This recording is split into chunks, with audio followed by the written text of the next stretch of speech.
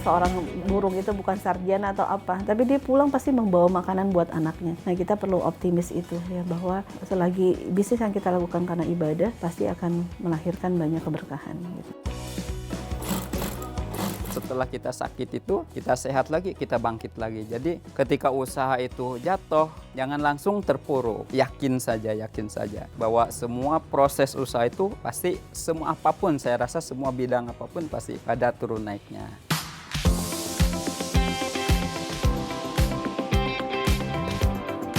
Istilahnya investasi sosial, itu yang dilakukan sebenarnya. Investasi sosial yang memang berdampak juga kepada sosial, seperti itu.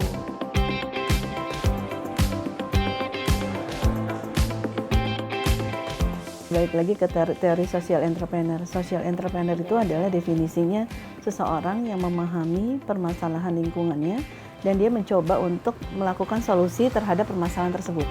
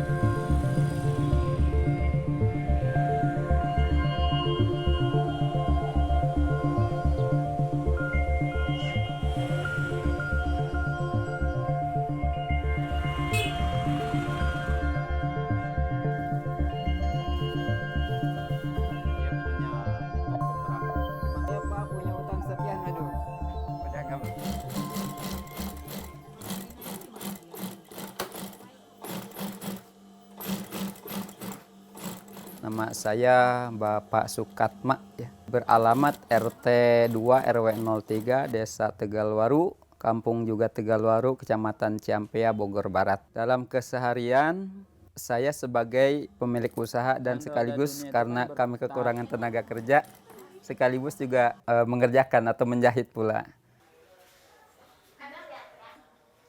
Awal kami memulai usaha mandiri setelah saya mengurus punya orang ya. 8 tahun mengurusi punya bos, saya yang produksi di sini tapi posisinya kerja. Ya, setelah itu ya kita sudah menguasai sedikit ilmunya, ya bismillah mau mandiri ya. Ya alhamdulillah tahun 2018 kami mulai usaha mandiri dengan biasa seperti awalnya ya kembang kempis ya. Di pemasarannya itu yang jadi masalah insya Allah. Ada berhenti ya pindah ke itulah. Alasannya karena saya berpuluh-puluh tahun semenjak belajar usaha itu di Jakarta 83 atau 84 tuh udah di pabrik tas kerjanya. Udah gitu juga tas itu barang yang tidak akan basi ya. Jadi kemungkinan rugi itu kita kecil. Jadi itu alasan kuatnya kemungkinan ruginya kecil, tidak seperti makanan ya. Jadi itu jelasnya.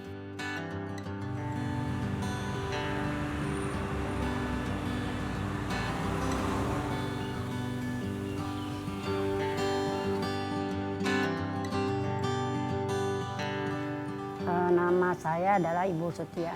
Kegiatan sehari-hari saya adalah bercocok tanam tentang tanaman obat. Sumber Sehat ini awal berdirinya, tadinya ini adalah kebun kosong, memang tidak bermanfaat. Jadi saya sebetulnya lahan ini adalah lahan dosen IPB, karena tidak bermanfaat. Jadi sama saya dikasih kepercayaan saya untuk mengelola kebun ini menjadi tanaman obat. Dari mulai saya menanam sampai menjadi produk. Ini sebagian dari tanamannya ada di kebun kita, namanya antanan. Ini adalah untuk meningkatkan daya ingat, untuk darah tinggi, dan untuk mengganti sel-sel organ kita yang telah rusak. Nah ini yudium. Yudium adalah pengganti betadin.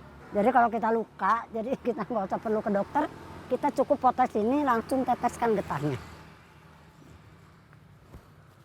Nah ini adalah tanaman yang namanya sembukan. Ada yang bilang juga kentutan ya, karena dia baunya bau kentut, mengobati perut kembung. Ada tukang kebun, ya ada tukang kebun.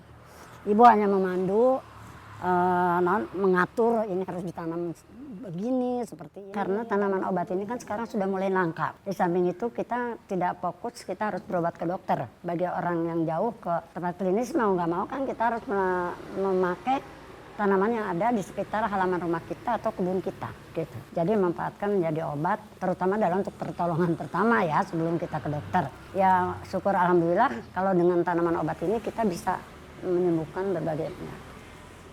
Sebetulnya kalau di daerah Tegalwaru ini kayaknya hampir semua produk itu ada di daerahnya masing-masing. Kayak saya ini kan tanaman obat, mungkin daerah Cinangka umpamanya. Dari sana Cinangka umpamanya singkong, bikin keripik singkong. Jadi hampir rata-rata Bu. Jadi kita UKM ini terbentuk tentang pemasaran.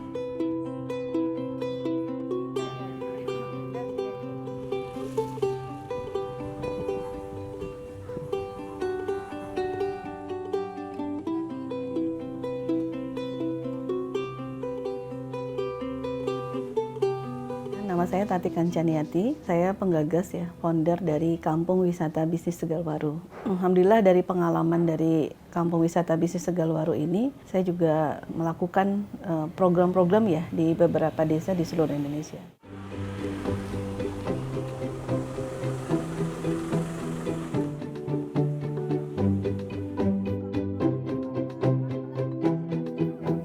Nyari orang sini aja, nah iya nanti keluar itu, udah makanya pantau. Aku suruh aku panggil kan, aku suruh. Ya sebetulnya waktu itu saya pernah sempat tinggal di sebuah kota Depok ya setelah menikah. Kemudian memutuskan kembali ke kampung halaman. Anak-anak juga waktu itu balita terkena flek paru karena sepertinya tidak cocok tinggal di perumahan gitu ya. Nah saya sendiri juga lebih kerasan dengan kondisi desa ya. Nah ya akhirnya kita memutuskan balik ke kampung halaman di Tegalwaru.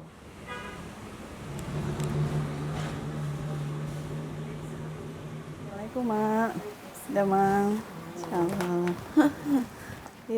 Nah selama di desa Tegalwaru inilah saya banyak berinteraksi dengan ibu-ibu gitu, dengan masyarakat.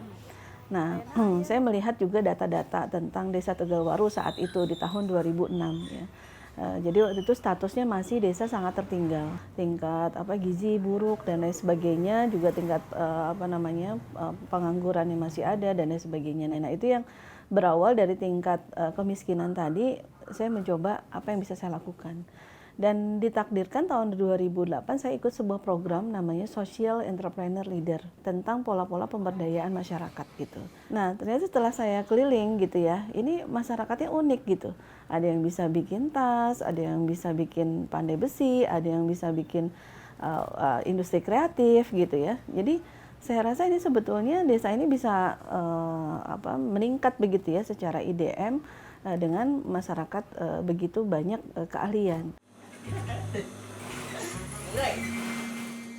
Ya, jadi dengan permasalahan tadi di internal kami di desa kami dengan tingkat kemiskinan yang tinggi, tapi juga masyarakatnya punya potensi yang cukup baik dari sisi sumber daya alam, skillnya alam dan sumber daya manusianya. Di luar sana juga haus tentang inspirasi bisnis dan bagaimana kewirausahaan Indonesia ini meningkat gitu ya. Nah akhirnya dua kepentingan tadi, dua masalah dan dua potensi tadi saya satukan gitu ya. Nah akhirnya bagaimana caranya? Nah akhirnya saya harus melahirkan sebuah magnet bagaimana bisa mempertemukan itu. Dan alhamdulillah akhirnya yang tadinya mimpi saya agar desa ini rame, ketemu hilirnya, ketemu pembeli, ya akhirnya bertahap, akhirnya sampai sekarang begitu ya, menemukan banyak pasar dari luar. Nah ditambah di luar pun yang tadinya orang seneng pengen bisnis tapi ikut seminar semangat sih saat seminarnya, tapi begitu pulang dia bingung gitu ya. Nah, tapi kalau model yang kita berikan di sini, yuk kita mulai bisnis dari rumah, yuk kita mulai bisnis dari passion kita, yuk kita mulai bisnis dari modal yang sederhana. Di sini banyak sekali model-modelnya.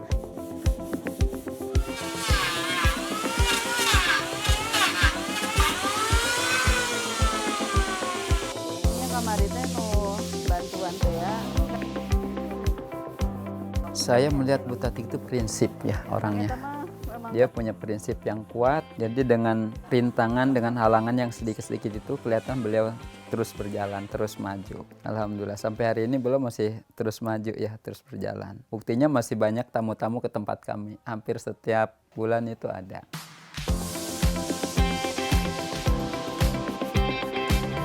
Saya sangat terima kasih besar sekali ke Bu Tati ya. Itu beliau keliling-keliling di kampung kami untuk mendata keadaan Tegalwaru. Nah, setelah itu kemungkinan kan masih banyak waktu, masih IDT kalau nggak salah desa kami ini. Nah, setelah adanya Bu Tati dengan gagasan-gagasannya itu dipromosikan, jadilah kampung wisata bisnis ya. Ya alhamdulillah banyak sekali pendatang-pendatang, terus kemajuan-kemajuan juga sangat terlihat. Dia langsung menangkap. Oh, pasar malam terus. Terbayang saya tak oleh ini buat bangun.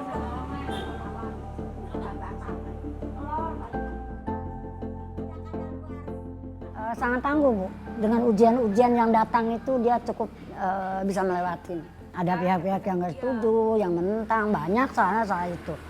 Hampir-hampir Bu Tati juga tadinya udah hampir gimana ya Bu. Udah pokoknya kita mah udah terlanjur Bu, jangan sampai kita kalah dengan gangguan seperti itu. Kita tetap maju. Alhamdulillah tapinya ya Bu Tati juga nurut ya dengan kita akhirnya alhamdulillah sampai tercipta Kampung Wisata Tegalwaru ini.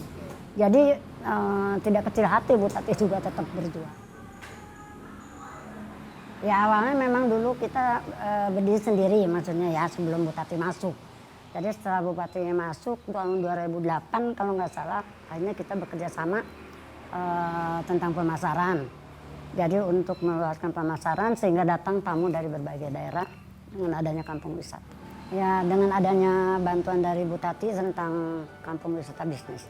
Alhamdulillah program itu membantu sekali bagi kita untuk pemasaran bahkan sampai keluar daerah.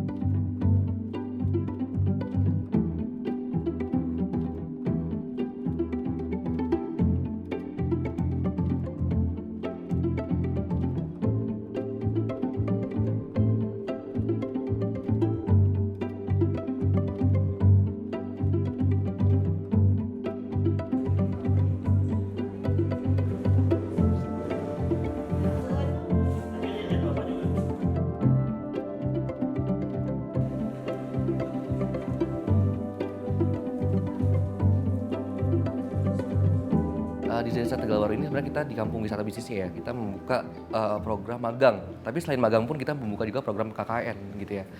Magang dalam artian memang di sini mahasiswa-mahasiswanya yang memang tertarik untuk belajar manajemen bisnis. Nah, bahkan dari program magang tersebut gitu ya, kita sempat kayak beberapa kali anak-anak magang ini akhirnya malah intens kerja di sini seperti itu.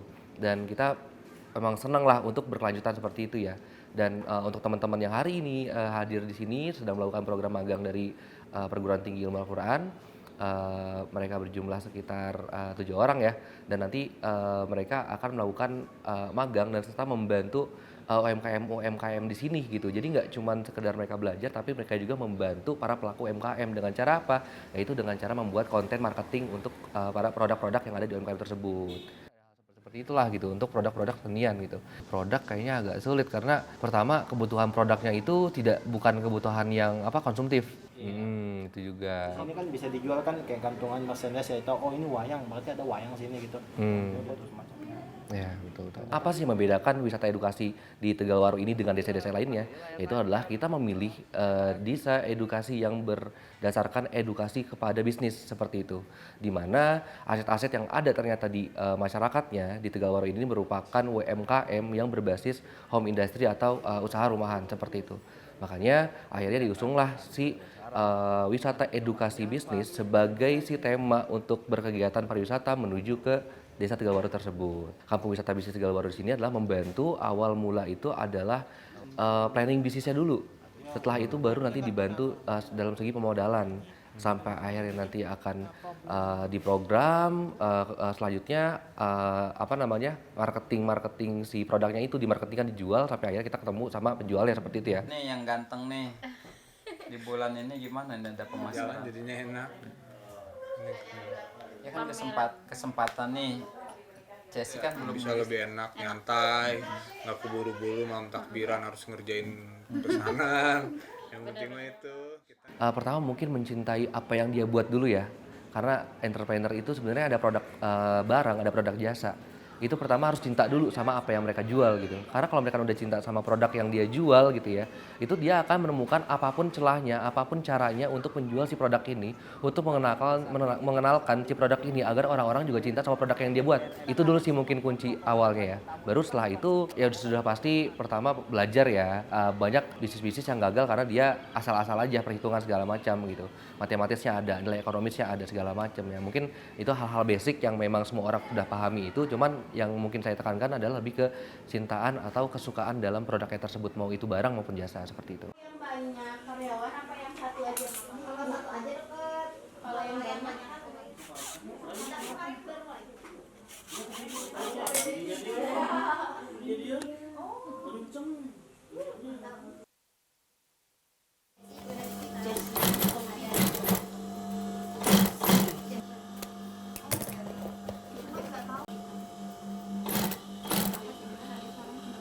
Untuk usaha seperti ini yang pertama kita harus ulet ya.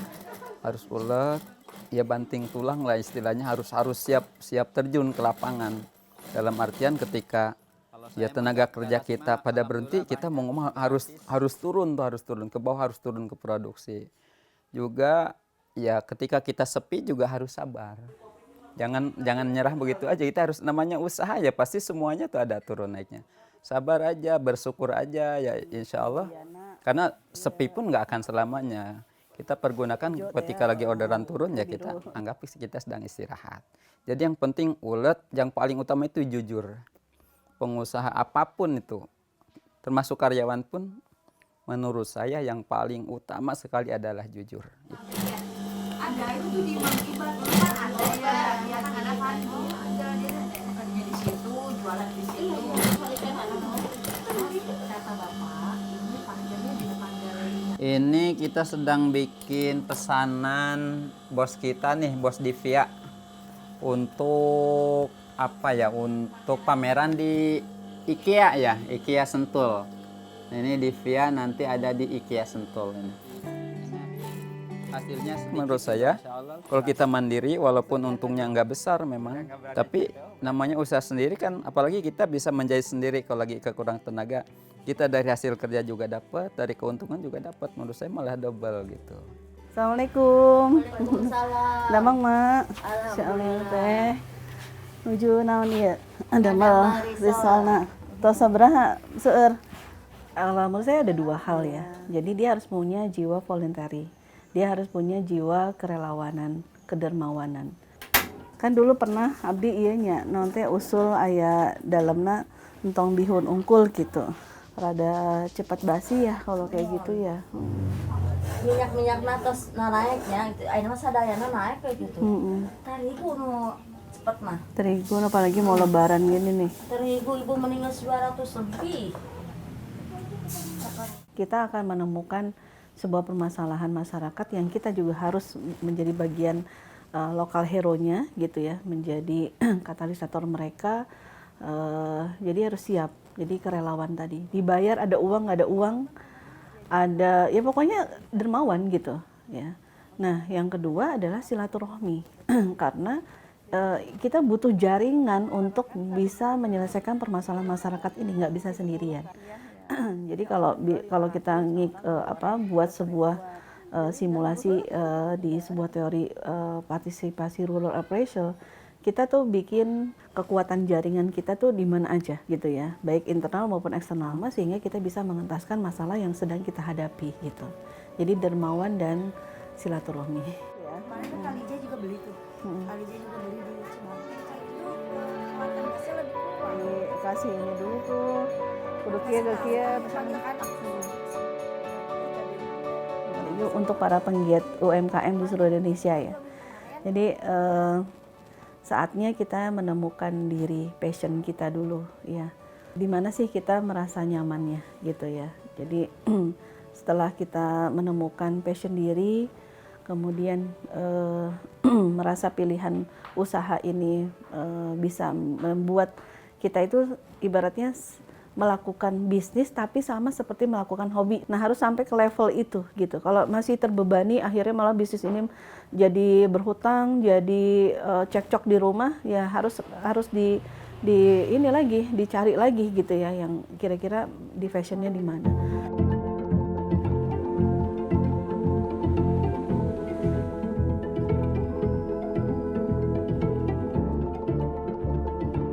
Itulah yang kita harapkan dari UKM-UKM itu, tetap semangat, maksudnya jangan mundur gitu. Dengan adanya tantangan pun kita harus tetap berjuang supaya produk kita bertambah, pemasarannya, produknya juga bertambah banyak gitu. Pesanan dari luar juga bertambah banyak. Ya minimal kita semua UKM itu ada kemajuan.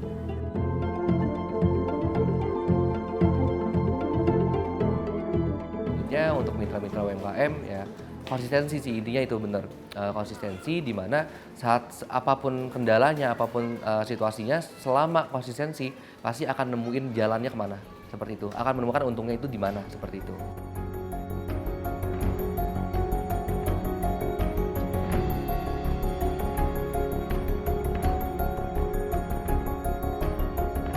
Kemudian berkomunitas lah, ini bisa memudahkan usaha-usaha kita, dan tentu kita juga perlu sinergi ya dengan berbagai pihak, dan juga menemukan pangsa pasar ya, baik dari si online maupun offline. Ini terus bersemangat gitu ya.